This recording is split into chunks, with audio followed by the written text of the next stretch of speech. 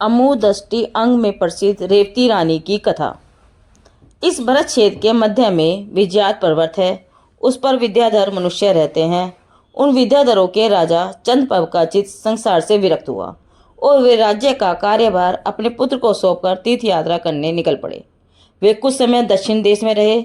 दक्षिण देश के प्रसिद्ध तीर्थों और वहाँ विराजित रत्नमयी जिन बिंबों का दर्शन करके उन्हें बहुत आनंद हुआ। दक्षिण देश में उस समय गुप्ताचार्य नाम के महान मुनिराज विराजमान थे। वे विशेष ज्ञान के धारक थे और मोक्ष मार्ग का उत्तम उपदेश देते थे। चंद्रप्रभ राजा ने कुछ दिन वहाँ मुनिराज का उपदेश सुना और भक्तिपूर्वक उनकी सेवा की। तत्पश्चात उन्होंने मथुरा नगरी की यात्रा पर जाने का विचार किया, क्योंकि वहाँ से जम्बू स्वामी जी मोक्ष गए थे और वर्तमान में अनेक मुनिराज वहाँ विराजमान थे।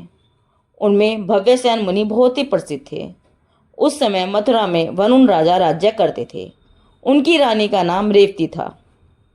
चंद्रप्रभ राजा ने मथुरा जाने की अपनी इच्छा गुप्ताचार्य के सामने प्रकट की और आज्ञा मांगी तथा वहाँ विद्यमान संघ के लिए कोई संदेश देने के संबंध में पूछा। मथुरा की राजरानी रेवती देवी अभी सम्यक की धारक है।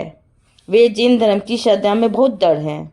उन्हें धर्मवृद्धि का आशीर्वाद कहना तथा वहाँ विराजमान सूरत मुनि को, जिनका चित्त रतनत्रय में रत है, उन्हें वात्सल्यपूर्वक नमस्कार कहना।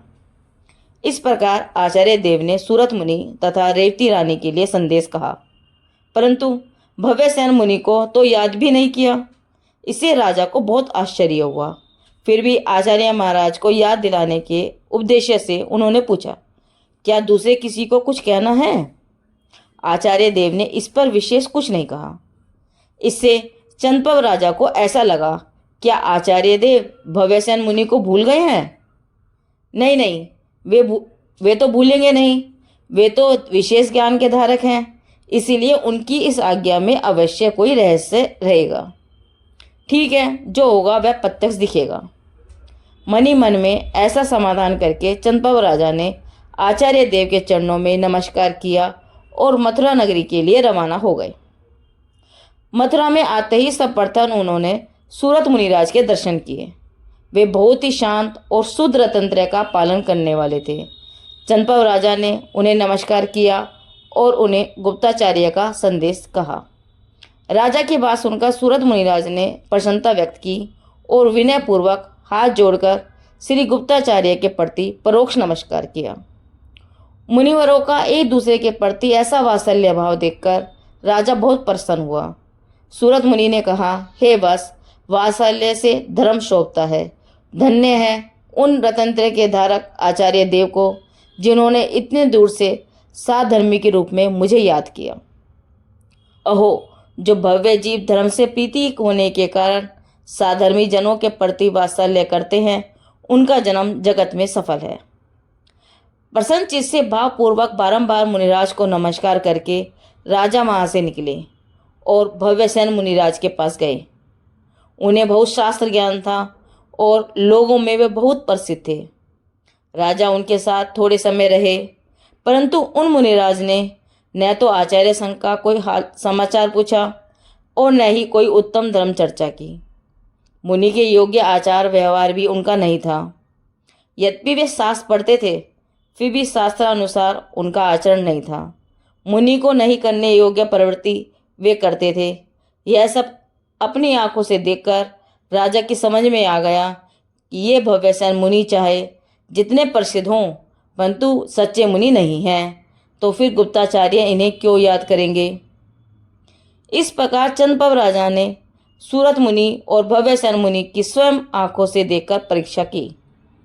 रेवती रानी को भी आचार्य महाराज ने धर्मवृद्धि का आशीर्वाद कहा है, इसलिए उनकी भी परीक्षा करनी चाहिए, ऐसा विचार राजा के मन में आया। अगले दिन मथुरा नगरी के उद्यान में अकस्मात साक्षात ब्रह्मा प्रकट हुए।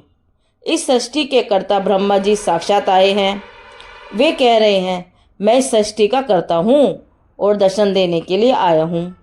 यह बात नगरजनों में फैल गई। नगरजनों की टोलियाँ उनके दर्शन के लिए उमड़ पड़ी। उन्हें गांव में लाने की चर्चा हुई। मूल लोगों का तो क्या कहना। बहुभाग लोग इन ब्रह्मा जी के दर्शन करने आए। प्रसिद्ध भव्यसेन मुनि भी कौतूहलवश वहां आए। यदि कोई नहीं गए थे तो मात्र सूरत मुनि और रेवती रानी। जैसे ही राजा ने साक्षात ब्रह्मा की बात की, वैसे ही महारानी रेवती ने निशंक होकर कहा, महाराज, ये कोई ब्रह्मा हो ही नहीं सकते। किसी मायाचारी ने इंद्रजाल खड़ा किया है, क्योंकि कोई ब्रह्मा या कोई इस सृष्टि का कर्ता है ही नहीं। साक्षात ब्रह्मा तो अपना ज्ञान स्वरूप आत्मा है। अथवा भरत क्षेत्र में भगवान ऋषभ देव ने मोक्ष मार्ग की रचना की, इसलिए उन्हें आदि ब्रह्मा कहते हैं। इनके अतिरिक्त दूसरा कोई ब्रह्मा है ही नहीं कि जिसे मैं वंदन करूं। दूसरे दिन मथुरा नगरी में एक अन्य दरवाजे से नाग सैया पर विराजमान विष्णु भगवान प्रकट हुए। उनके चारों हाथों में शस्त्र थे। लोगों में फिर हलचल मच गई। लोग बिना कोई कुछ विचारे पुनः उस तरफ भागे। वे कहने लगे, आहा, मथुरा नगरी का महाभाग्य खुल गया है। कल साक्षात ब्रह्मा ने दर्शन दिए और आज विष्णु भगवान पधारे हैं। राजा को ऐसा लगा कि आज तो रानी अवश्य जाएगी, इसलिए उन्होंने समम रानी से बात की। परंतु रेवती, जिनका नाम था, जो वीतराग देव के शरण में ही समर्पित थी, उनका मन जरा भी नहीं डिगा। श्री कृष्ण आदि 9 विष्णु वासुदेव होते हैं। वे तो चौथे काल में हो चुके। 10वां विष्णु या नारायण होता नहीं।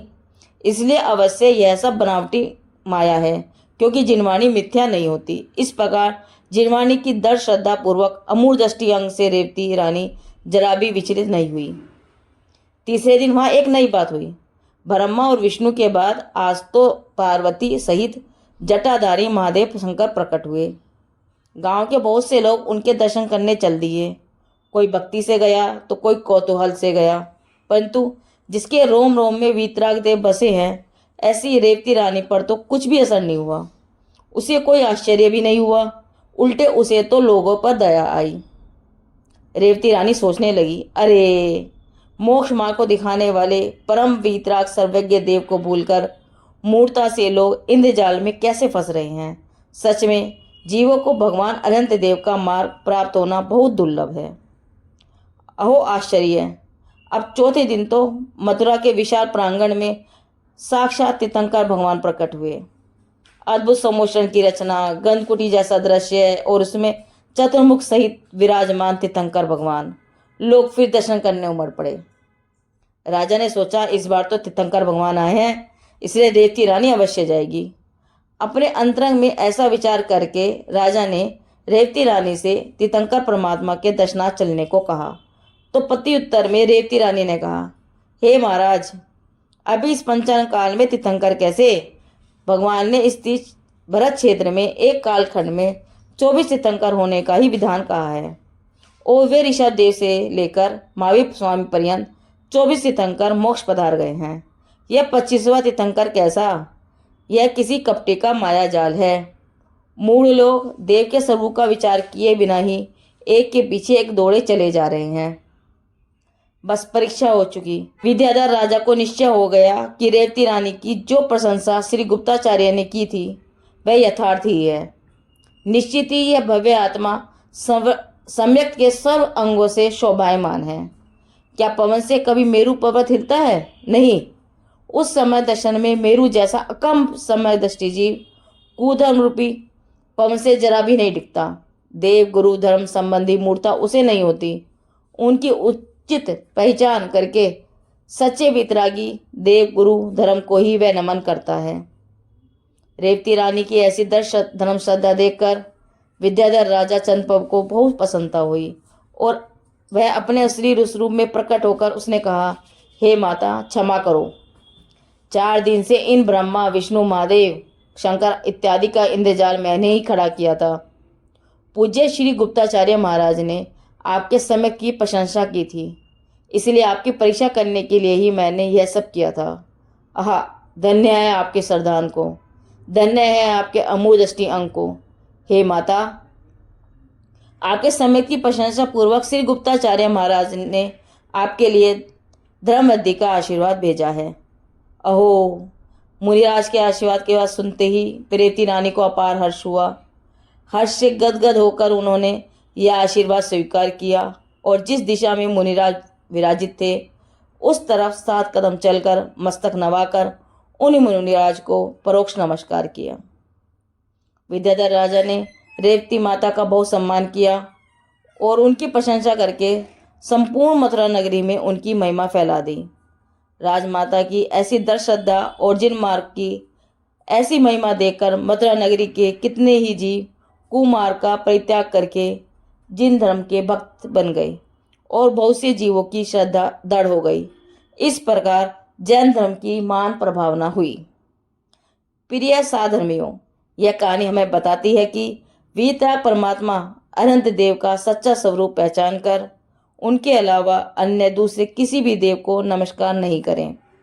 जिन वचन के विरुद्ध किसी बात को नहीं माने, भले सारा जगत कुछ भी माने और तुम अकेले पड़ जाओ तो भी जिन माँ की श्रद्धा नहीं छोड़नी चाहिए।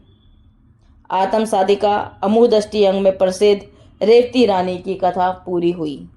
जिनवाणी माता की जय।